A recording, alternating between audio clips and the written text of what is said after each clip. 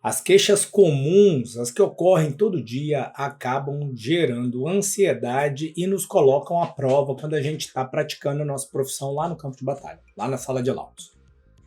Quem nunca recebeu um colega médico, seja oncologista, seja pneumologista, com um questionamento para analisar uma lesão? Muitas vezes a tomografia foi feita até em outro serviço.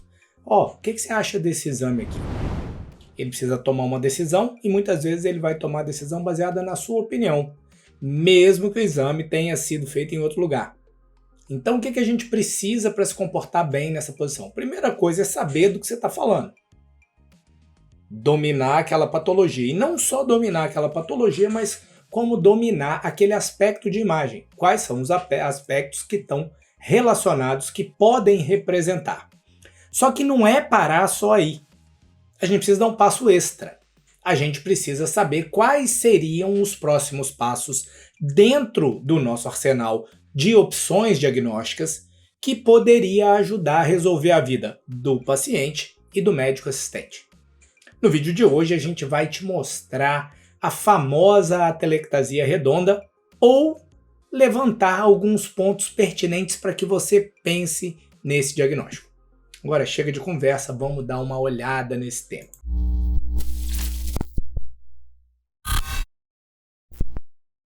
Primeiro, o básico. A atelectasia, a gente já fez vídeos prévios de atelectasia, dá uma procurada aí, é possível que surja até um card aí para você. A gente tem alguns tipos de atelectasia. Mas basicamente a atelectasia ela é caracterizada pelo colapso pulmonar. Na maioria das vezes focal, a gente pode ter atelectasia, colapso de um pulmão inteiro, quando a obstrução ela é mais central.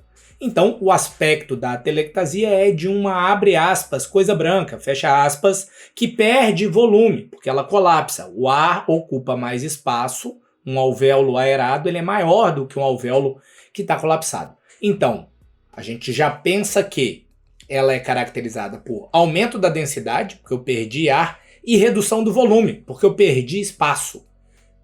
E aí a gente tem toda aquela lista de critérios maiores e menores para fechar uma atelectasia. Quando a gente fala da atelectasia redonda, a gente está falando de um colapso pulmonar focal, então eu aumento a densidade, perco volume, e eu tenho uma morfologia geralmente arredondada, alongada, lentiforme, localizada na periferia, no espaço subpleural, porque a atelectasia redonda está diretamente relacionada a patologias da pleura. Às vezes você teve um derrame pleural pregresso, você teve uma cirurgia, ou eventualmente você foi exposto ao asbesto. Então você que vai fazer prova CBR, se falou em atelectasia redonda, eu quero que você fique esperto para asbestose, vai procurar por placas pleurais também. Geralmente, a gente tem uma distorção dos vasos, e isso aí pode ser descrito como o aspecto da cauda de cometa. Para pensar comigo. Eu tenho uma lesão redonda que perde volume. Quando eu perco volume, eu reduzo, eu traciono o que está do lado, porque eu murchei, e aí eu distorço esses vasos. Então, vou ter vasos com esse aspecto apontando para a atelectasia, que são chamados de cauda de cometa. Realça o contraste. Esse é um ponto importante, ninguém vai levar isso aqui ao pé da letra, mas geralmente o realce da atelectasia ele é maior do que o realce do tumor de pulmão, que é o nosso grande inimigo. Ah, Rodrigo, tá bonito demais, mas para de conversa e mostra a imagem. Vamos dar uma olhada aqui, e aí eu quero que vocês prestem atenção. O primeiro ponto é que todos os créditos são aos artigos. Esses artigos são free na internet, então você não precisa pagar para baixá-los. Eu vou deixar os links dos artigos aqui na descrição do vídeo, para que você possa ler e estudar por conta própria, para que você aprenda ainda mais. Aqui a gente tem reconstruções sagitais, janela de pulmão. Primeira coisa é que eu tenho o pulmão esquerdo do lado de cá. Alteração. Aumento da densidade de aspecto lentiforme localizado no lobo inferior. Lembra que a fissura oblíqua está aqui? Você consegue ver a fissura até desviando aqui. O desvio da fissura é mais um sinal de que eu perdi volume. Então eu tracionei essa região. Localização subpleural. Aqui eu tenho o quê? pontas, né? Distorção da arquitetura apontando para cá. Olhando num corte só, é difícil de você ver que são vasos, mas quando você reconstrói, às vezes você consegue ver esses vasos apontando para cá e aí fica mais seguro para chamar de cauda de cometa.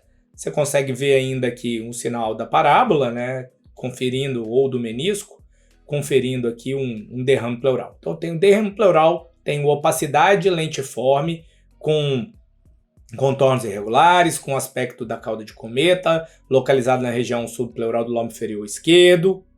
Tem que pensar em atelectasia redonda. Vamos ver mais um exemplo. Aqui eu tenho o quê? Janela de mediastino, tomo com contraste, aspecto lentiforme, derrame pleural. No derrame pleural eu tenho o quê? Uma opacidade com densidade de partes moles. Quando eu olho aqui na janela de pulmão, eu vejo a distorção, que é o aspecto da cauda de cometa.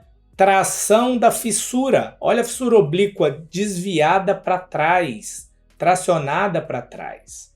Então, mais um ponto, mais um exemplo claro de atelectasia redonda. Mais um exemplo.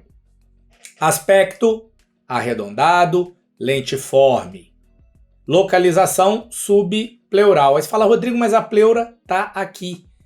Essa pleura parietal está aqui. Mas a pleura visceral está onde? Aqui. Elas estão afastadas porque eu tenho um derrame pleural pequeno do lado direito. Então eu tenho alteração na pleura, derrame pleural. Eu tenho opacidade pulmonar, que realça bastante após o contraste.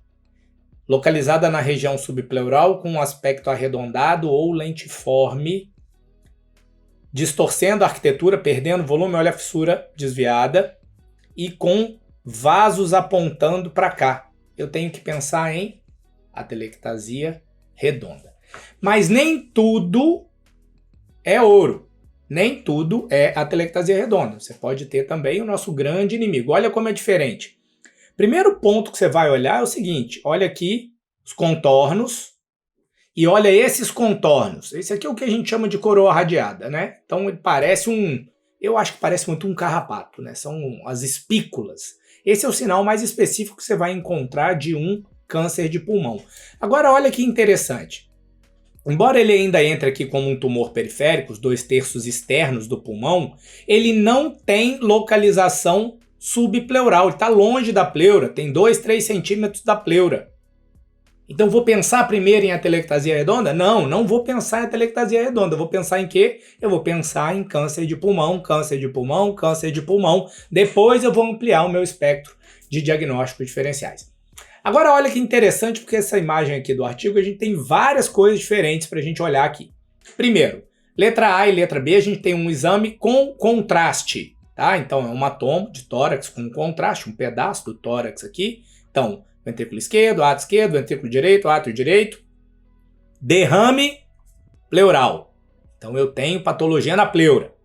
Aspecto arredondado. Aspecto arredondado. Realce homogêneo e acentuado da lesão. Cauda de cometa.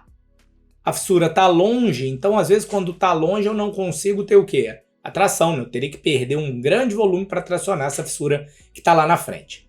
Beleza. Hipóteses diagnósticas. Aí vem para o mundo real, né? O paciente o paciente é tabagista. E aí? Você vai parar por aí? O ideal é que você olhasse exames pregressos para comparar a evolução. Ah, mas não tinha. Então, você vai parar por aqui, vai confiar que isso é uma atelectasia redonda ou você vai prosseguir a investigação? E é interessante que esse caso quer mostrar o seguinte. Olha, isso aqui, essas duas, deviam estar até alinhadas aqui para ficar melhor. Essa aqui é uma imagem de PET com fusão, tá? Então aqui eu tenho a imagem do PET sobreposta à imagem da tomografia. A tomografia que a gente faz para os exames de PET geralmente é uma tomo sem contraste. Então essa aqui é parte dessa. Então isso aqui representa essa parte tomográfica. Esse PET ele foi feito depois da biópsia. Então essa lesão foi biopsiada depois dessa tomografia. Então tem uma bolinha de gás aqui. E olha que interessante. Aqui está captando bastante e eu tenho quase que um trajeto aqui, né? Então, o derrame pleural capta um pouquinho, o trajeto capta um pouquinho. Então, eu tenho um falso positivo aqui, porque eu gerei um processo inflamatório nesse parênquima pulmonar depois que eu coloquei a agulha aqui. Então, nem tudo que capta é tumor. A telectasia redonda pode captar, e a gente vai ver isso na sequência, mas nesse caso aqui ela está captando muito. Por quê?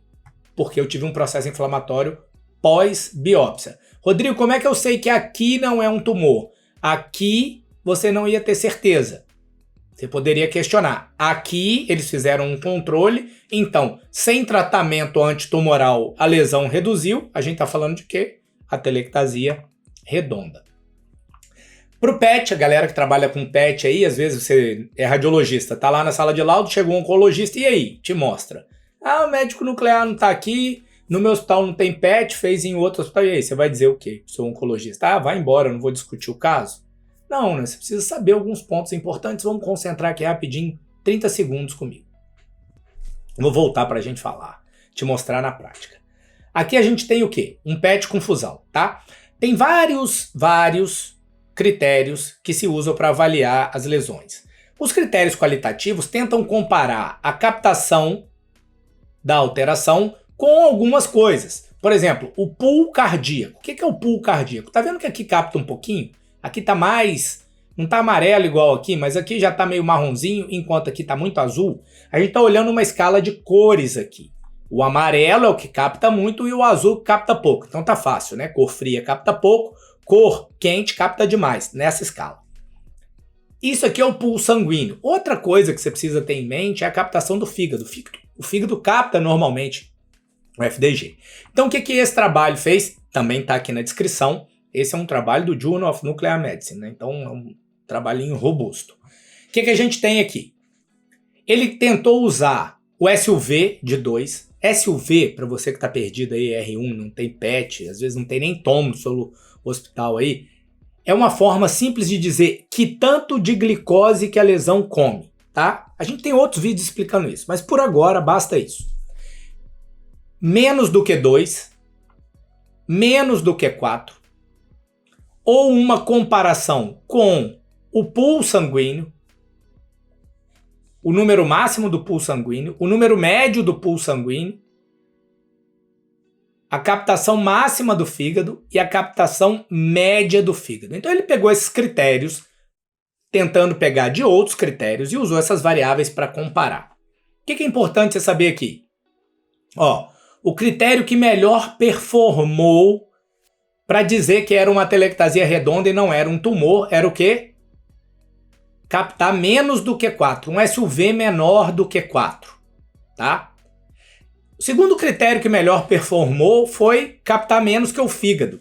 E aí, a minha sugestão para você aplicar na sua vida diária é, compara com o fígado, tá? Porque esse número 4 aqui pode variar por um monte de fatores que a gente não vai entrar aqui para o vídeo não ficar extenso. O fígado vai balizar bem para você, tá? Você vai ter poucas variações aqui. Então, esse critério aqui, para você aplicar no seu dia a dia, não sendo especialista, é um excelente critério. Ele performa tão bem, quase tão bem quanto, ainda tá aqui, ó, a linha, se você passar aqui, um tá pegando o outro, né? Então, ele performa quase tão bem quanto o outro e é muito mais reprodutivo para você. Então, você vai lá olhar a intensidade da lesão, olhar a intensidade do fígado, se captar menos que o fígado, provavelmente é a telectasia.